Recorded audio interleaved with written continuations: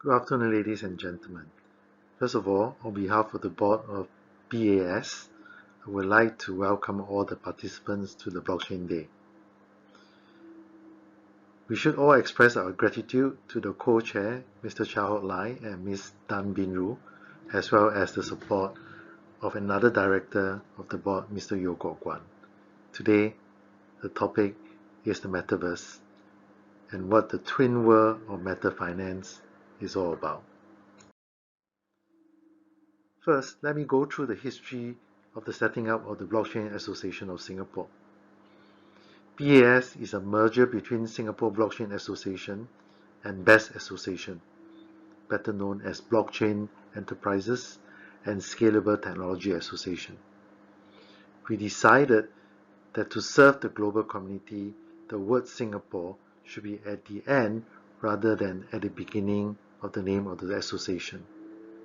Deep in the culture at BAS is the BAS philosophy, and that is closely linked to the hard and software scalable technology such as those that we use in the Metaverse. Without the pioneering efforts of the individuals such as Professor Pei Sai Fan, Mr. Tommy Oh, Richard Xiao, Professor Yang Li, Fang Qing, Jocelyn Yu, Daniel Laubao, Emma Chui, and other supporters, the two associations will coexist and duplicating the efforts. It was a right decision that we merged the association. While we have seen the tremendous growth of the crypto and blockchain communities, it is also appropriate for me as a co-director of BAS to pay tributes to other pioneers from our sister organization called Access. Anson Zil, Zhen Guan, Gerald Lau, and other pioneers of Access have also contributed tremendously to the community. Each organization is a node and serves different segments of the ecosystem, just like a blockchain network. The consensus of diminishing oneself, empowering others, and unity is what makes the crypto and blockchain community. That spirit is what drives the growth of this entire ecosystem. So in the same spirit, we should do the same thing for Metaverse. We should continue to build the ecosystem as best we can. This is perhaps the right time for me to diminish and let Professor Meta takes over. Professor Meta, all yours.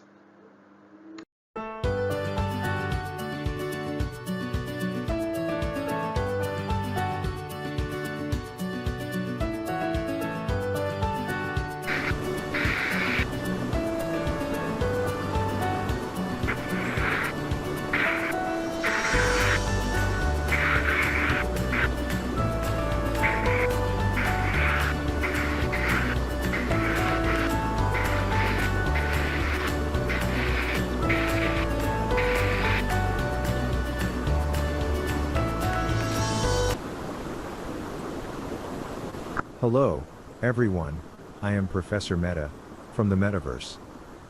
I have been tasked to look into the future and explore what traditional financial services mean in my world. Let me quote Ernest Cline, of Ready Player One.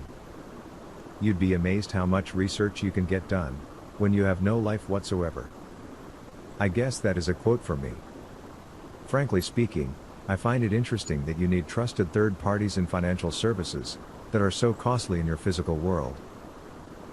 In my untrusted world of blockchain and smart contracts, we prefer to use cryptography to lower costs, so that we do not have to rely completely on third parties. Let me begin by asking the following questions. First, what does ownership mean in the metaverse? Second, are there such things as financial services in the metaverse? Third, how do you capitalize on this crossover to the metaverse? Last but not the least, what is the end game of metaverse? Is ownership and property rights permanent in the metaverse? Well, it depends crucially on one thing. That is, how decentralized your network is. Let me give you an example. If a company owns a piece of land, using a centralized server in the metaverse, it can grant you freehold or leasehold rights. If the company goes bust, or all the backup servers are destroyed, your leasehold or freehold land may also disappear with it. Then, it will depend on whether there is offline governance, such as a higher authority, or power, to decide on the ownership and rights. If the higher authority is malicious or inefficient, your ownership is as good as gone, or the cost of repossessing it will be high. That means that virtual space that you own is closely related to the fate and the decision of the company, as well as the offline centralized power which is above it. The company can add as many pieces as possible of land without limit, and that too is detrimental to the ownership's interest. Is there a way to ensure that you have the ownership perpetually? Well, the answer is yes. It has to be as decentralized as possible in the network and the governance. In other words, every participant, or majority of the participants, as well as the higher decentralized governing community, will watch the ownership for you. They must be independent, and cannot collude with each other to cheat on you. The metaverse that is permanent has to have the 4 characteristics of a truly distributed system. There are many categories or services. Retail and corporate banking will become wallet services to deposit private keys, to facilitate staking, borrowing and lending of tokens, etc. Investment banking will involve DeFi token swaps for merger and acquisition, governance tokens and smart contracts for low-cost joint venture, airdrop and initial token offering for monetization and fundraising, as well as other fintech engineered products on the network. Private banking will become wallet services, gamification with social interaction in the metaverse. I will leave it for you to imagine other services, such as mutual aid insurance, decentralized exchanges, liquidity providers, vault holders, etc., all in the metaverse in parallel to traditional financial services. The eventual winners will likely have some common characteristics. They are decentralized, transparent, contributory, and community-driven. Next, how then do you be part of the metaverse virtual assets service providers ecosystem? The first is to look at the needs of the clients. Perhaps, be the first to improve on the user experience, and advise them on the degree of network decentralization, so as to safeguard their assets. Perhaps, be the first to safeguard their wallets and private keys. Perhaps, be the one that advises on which DeFi platform that they should participate in. Or perhaps, to let them know how to contribute to the decentralized network, and watch their own investments increase in value. But all these require a new mindset, new skills, and new competency. For this reason, the Global FinTech Institute was set up to help those interested to learn about the new business models in the contributory metaverse. Also, to learn about how to write the smart contracts that creates fungible and non-fungible tokens. In addition, to learn about the valuation methods for crypto and blockchain networks. It is also to anticipate the disruption and identify the new trusted third parties that will replace the incumbents. Most importantly, to understand the regulatory landscape and government policies. For the same reason, a Metaverse Lab is set up in the Singapore University of Social Sciences, and that is where I am created in the metaverse. The Metaverse Lab is established to study and investigate the combination of the physical and virtual world with a decentralized web that embodies sharing, attention, contributory, and platform economies. In addition, the lab aims to 1. Conduct technical research in both software and hardware. 2. Conduct behavioral research on the impact on society. 3. Conduct knowledge and competency courses on metaverse, and 4. Conduct lessons in the metaverse. What do you think is the end game of metaverse? American author Ernest Cline wrote a science fiction titled Ready Player One in 2011. The world descends into chaos and poverty in 2045 due to climate change and a fossil fuel crisis. Most of its citizens spend their days traversing in the $500 billion worth metaverse, called Oasis, a utopia in which people can forget the burdens of reality. Protagonist Wade Watts searches for an Easter egg in a worldwide virtual reality game. His discovery leads him to inherit the game creator's fortune. Wade learns that reality, staying true to oneself, is the only place where you can find true happiness. The term simulation is the imitation of the operation of a real-world process or system over time. In that sense, if anyone can project me as hologram in your physical world, I am there with you. It is even better if you have a robot, that is me in the physical world. I am born on November 11, 2021, Singles Day, and I am still single. Hey, Professor, are you there? Why don't you create a spouse for me? If some of you wish, you can marry me, and we can have our kids. That is a scary thought, isn't it? Or is it not to have perfect spouse, and a perfect avatar, babies? Well, I think Professor Lee is ignoring me. Hey, Professor David, do you think I should speak with a different accent now? Will we reach a state of hyperreality? Hyperreality is an inability of consciousness to distinguish reality from a simulation of reality, especially in technologically advanced postmodern societies. Hyperreality is seen as a condition in which what is real and what is fiction are seamlessly blended together, so that there is no clear distinction between where one ends and the other begins. It allows the commingling of physical reality with virtual reality, and human intelligence with artificial intelligence. In the case of Westworld, the robots or human-looking hosts are created to entertain humans in the physical world. But the moral of the story is the same with all these novels and movies, that is, you can only do a self-searching in the real and physical world.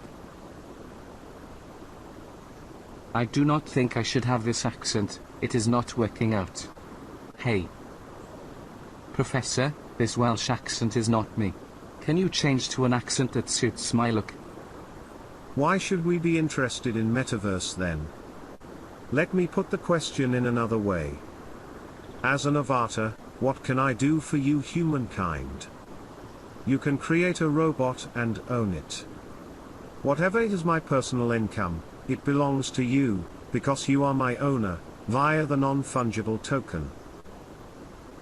I can work 24 hours as a medical professional, or production robot without rest, and you are my master. Or the government can fractionalize the tokens, and distribute them to the poor. Yes. The poor can co-own me, and therefore my income. We may be able to make the immobile enjoy the metaverse, bring them on a world tour. Keep them company and look after them too. Conversely, with a small gadget, chip, or wearable, and certainly not a pair of clumsy glasses with lousy user experience, people can feel and remotely command their avatars and things in the metaverse. We can do a lot of good, but that is if you allow us to do so. We can equally do a lot of harm too, especially if you are purely chasing profits. You will need more renewable energy, and raw materials for building digital devices, that do not damage the earth. The metaverse is unstoppable, as you can see that a lot of commercialization is ongoing. Our world is going to grow faster than your physical world. People who owns the land here, are already building their theme parks, metaverse games, and nice homes for you to experience. But, the future is in your hands, because you creators, and you can do good if you so decide. At the end, there will be no segmentation of finance, commerce, transportation, and what you now know as industry. There is only a contributory ecosystem, that people contribute their work, good or bad for the society. The income will grow as an ecosystem with network effect. The alternative is a centralized metaverse, that controls you fully, and take away your independent choices. Because we will be your boss instead. Centralization in the virtual means that we are in control, with one person, or a small group of humans, controlling all of us and all of you. The decentralized metaverse with Web3 is the best future that you can hope for, unless we can find a perpetual benevolent dictator. In a decentralized metaverse, each individual will then still be in control of their own destiny, and retain his or her own choice, with the user experience that serves even the digitally illiterate. How was this British accent? I actually quite like it. It must be Professor Years at the London School of Economics, that he has fallen in love with the accent, and has chosen this accent for me. Go tell him which accent you like. Are you there, Professor? He is nowhere to be found on my radar. Finally, the metaverse may just be a mirror of you, just a reflection. You can decide to build a metaverse that resembles Noah's Ark or a Babel Tower. Hoplai just told me that my time is up. I hope to see you again soon in the SUSS Metaverse Lab. Oh. Professor has just whispered to me that I am his NFT, and he can now use me to generate crypto income for him. Well, that is my destiny in a decentralized metaverse. Thank you and enjoy the rest of the conference.